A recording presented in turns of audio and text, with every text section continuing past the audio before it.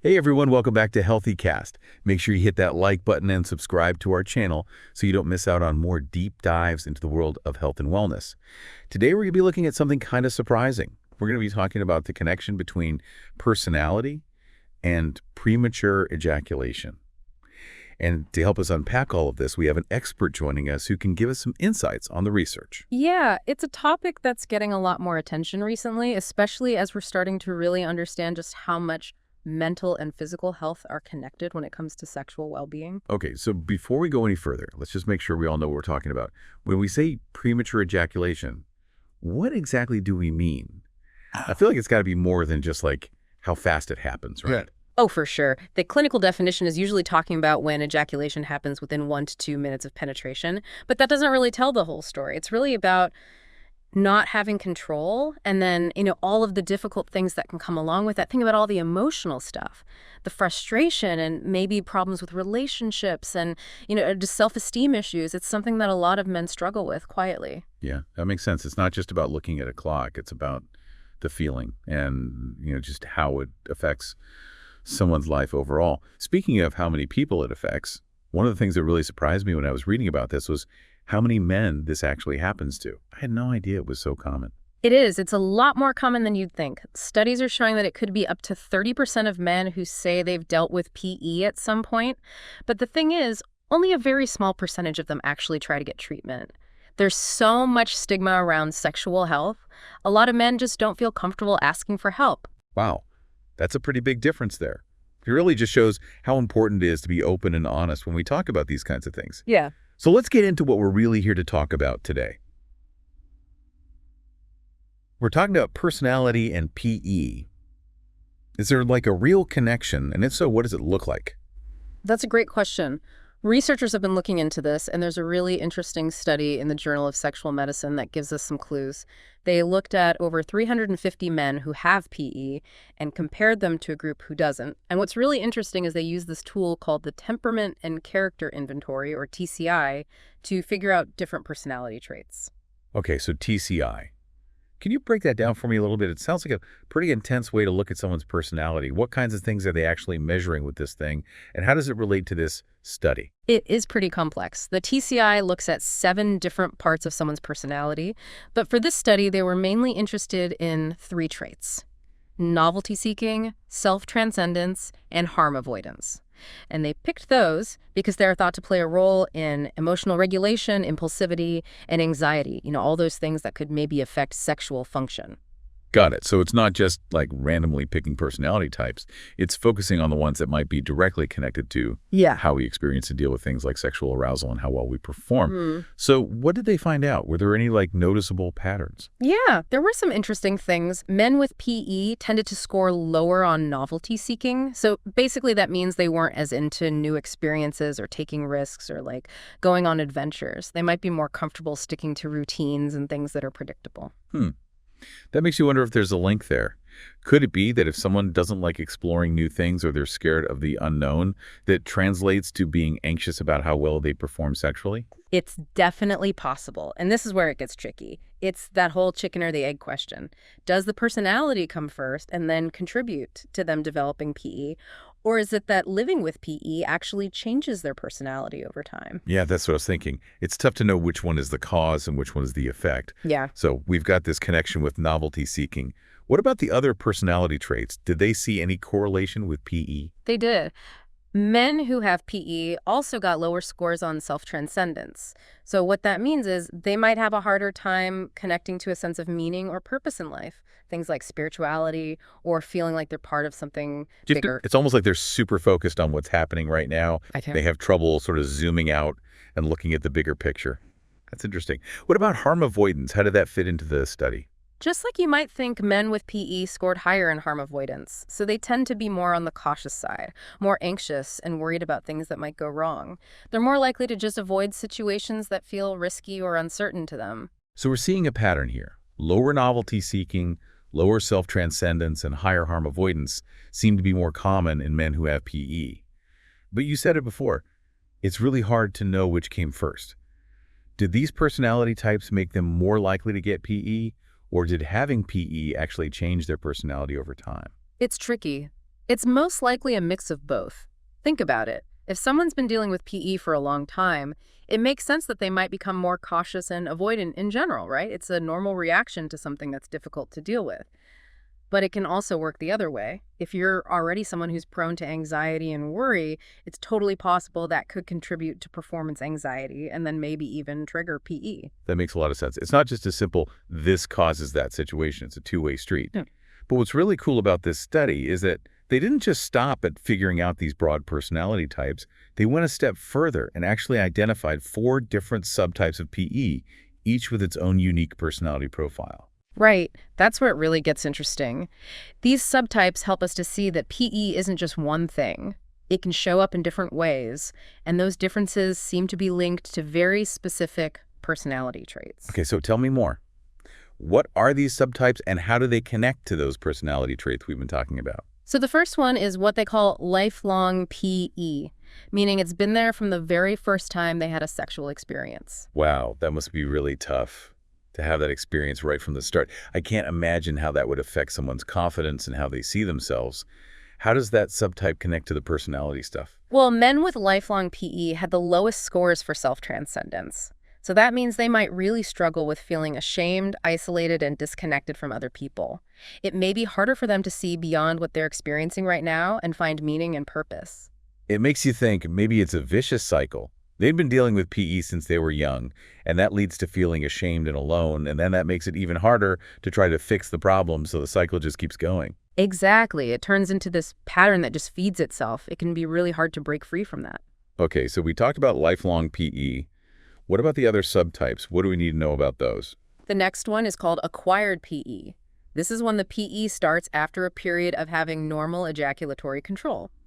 Something changes, and all of a sudden they're experiencing this problem they didn't have before. It's got to be so frustrating. Like your body just kind of betrays you out of nowhere. Did this subtype have any specific personality connections? This one's interesting. Men with acquired PE actually had higher scores for novelty-seeking. So it seems like they're actually more open to trying new things and not so afraid of taking risks. That's kind of surprising. You'd think that if you're comfortable with new experiences, you'd be less likely to have performance anxiety. Any idea why that might be? It's hard to say for sure, but it could be that wanting to try new things extends to their sex life too. Maybe they tried something new or a different technique that triggered the PE. Or it could be tied to changes or stressful things happening in their life at the same time that the PE started. Like maybe they went through a divorce, started a new job, or are dealing with health problems. Those kinds of big changes can definitely mess with sexual function. Yeah, you're right. It shows how important it is to think about the whole person, not just the PE itself. All right, we've gone through 2 subtypes, so 2 more to go. What's the next one? All right, the third one is variable PE. And what makes this one different is that it's not consistent. Sometimes they have PE and sometimes they don't. It's unpredictable, and I bet that's really frustrating. I can only imagine. You never know what's going to happen, which probably makes it even harder to relax and enjoy things. Did they connect any specific personality traits to this one? Yeah, this one had the highest scores in harm avoidance and the lowest in novelty seeking. So basically, they're super anxious and avoidant, which makes sense if their experience is always changing. It's almost like their anxiety is making it worse, like a self-fulfilling prophecy. Exactly. And because they're low in novelty seeking, it means they probably prefer routine and predictability, which is the opposite of what they're dealing with. It's like their personality and their sex life are fighting each other. Okay, so we're down to our last subtype. What's the final one? The last one is called subjective PE, and this one's really fascinating. In this group, men think they have PE, even though the amount of time it takes them to ejaculate is actually normal. Wait, so they think they have it, but technically they don't. That's wild. What's the deal with that? Is it all in their head? It's not that simple. It's more about their perception and what they expect to happen. They might have taken in all these unrealistic ideas about sexual performance, from the media or just from society's pressure, and that makes them feel like they're not good enough, even though there's no physical reason for them to worry. So it's not like they're making it up. It's that their idea of what's normal is messed up. They're setting these crazy high standards for themselves. You got it. And that can actually be just as damaging as having a real physical condition that causes PE. It creates all this anxiety, makes them doubt themselves, and it can really hurt their sexual satisfaction and their relationships. This really emphasizes how important it is to deal with the psychological and emotional side of sexual health. It's not just about how everything works physically. Our thoughts, feelings, and beliefs matter a lot. Absolutely. And I think this is a good spot to take a little break. We've covered a ton of information, but I want to make sure we have enough time to really dig into what all of this means for you. Right, that's the important part. We've explored all these different PE subtypes and how they relate to personality, but the real question is, what do we do with this information? How can we use this to actually help someone who might be struggling with this? We'll get into that and a lot more right after this. So yeah, we've talked about how PE is more complicated than it might seem, and personality can play a big role. It's definitely not as straightforward as you might think. But okay, so now I'm wondering, what can people listening actually do with this information? How do we go from like knowing these subtypes and the personality stuff to actually finding solutions? That's what we really want to get to, right? Just being aware of this is a huge first step, and I think we've done a good job explaining all that. The next thing is understanding that PE is something that can be treated. You don't have to just live with it. That's so important for people to hear. You can feel really lonely dealing with this, but you're not alone, and there are people who can help. Where should someone even start if they're looking for help? Well, a good first step is talking to your regular doctor or urologist. They can check to see if there's any medical reasons for it, and then talk to you about different treatment options. So getting checked out by a doctor is always a good idea. What are some of the ways that PE is treated? There are quite a few different approaches, and the best one really depends on the person and what's causing the PE. Sometimes just making some changes to your lifestyle can help, things like trying to stress less and cutting back on alcohol. But sometimes therapy might be a good option. Therapy? Like what kind of therapy would even be helpful for PE? There are actually a few types that can make a difference. Sex therapy, for instance, can help people either by themselves or with their partner work through any emotional or psychological stuff that's contributing to the PE. They might work on getting better at communicating, try something called sensate-focused techniques, or find ways to manage anxiety and that pressure to perform. It makes sense that learning to talk to your partner better and dealing with anxieties could be really helpful. Yeah. What other kinds of therapy would be useful? Oh, cognitive behavioral therapy, or CBT, can be really effective too. CBT is all about recognizing and changing those negative thought patterns and behaviors that are contributing to the problem. It can help people come up with ways to cope with anxiety and feel better about themselves. So CBT could be good for someone with like subjective PE, right? Where how they see their performance is a big part of the issue. Exactly. It can help them challenge those negative thoughts and start to see their sexual experiences in a more realistic and positive way. So we've got lifestyle changes, different types of therapy. Are there any other options for treating PE? Sometimes medication can be prescribed to help delay ejaculation. These medications are usually used along with therapy, so you're tackling both the physical and mental parts of PE. It's really important, though, to remember that medication should always be taken under the care of a doctor. Of course, talking to your doctor is key to figure out the best treatment plan.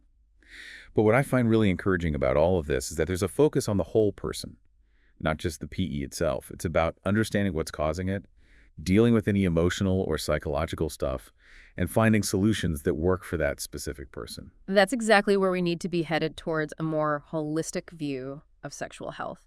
It's not just about fixing something physical, it's about improving your overall well-being and quality of life. We've covered a lot today. We've explored the connection between personality and PE, learned about all the different subtypes, and talked about how important it is to seek help and look into treatment options. But I think the biggest takeaway for me is that even though PE is common, it can be really tough to deal with, it's not the end of the world. Totally agree. With the right support and guidance, people can definitely overcome PE and have healthy and fulfilling sex lives. And a big part of that is breaking down the stigma that surrounds this condition. It's about creating an environment where people feel like they can talk about this stuff openly and honestly without feeling ashamed or judged. Yeah. And recognizing that sexual health is a vital part of overall well-being. That's exactly it. We need a culture where we can talk about these things without any shame or judgment. And we need to realize that sexual health is something we all deserve to take care of and enjoy. I love that. And that's a great point to shift gears a little bit. You mentioned before that sex therapy can be helpful for both individuals and couples. Why is it so important for the partner to be involved in dealing with PE? That's a really good question. PE can put a lot of stress on relationships. It can lead to feeling frustrated, guilty, and resentful for both people. It's not just the person with PE who's going through it. It affects their partner, too. So getting the partner involved in treatment can help with those relationship dynamics and make things more supportive and understanding. Exactly. Being able to talk openly, being empathetic, and working together are so important for couples to overcome the challenges of PE. It can actually be a chance to strengthen the relationship and become even closer.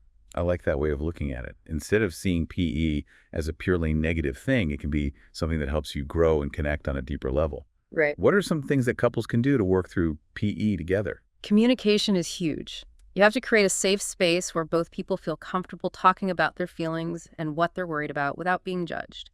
It's about being honest and open about what they expect, what they're afraid of, and what they want. So it's about moving away from blaming and shaming each other and moving towards understanding and support. Exactly. And there are practical things couples can do too. They can try out different sexual techniques that focus on pleasure and intimacy instead of that pressure to perform.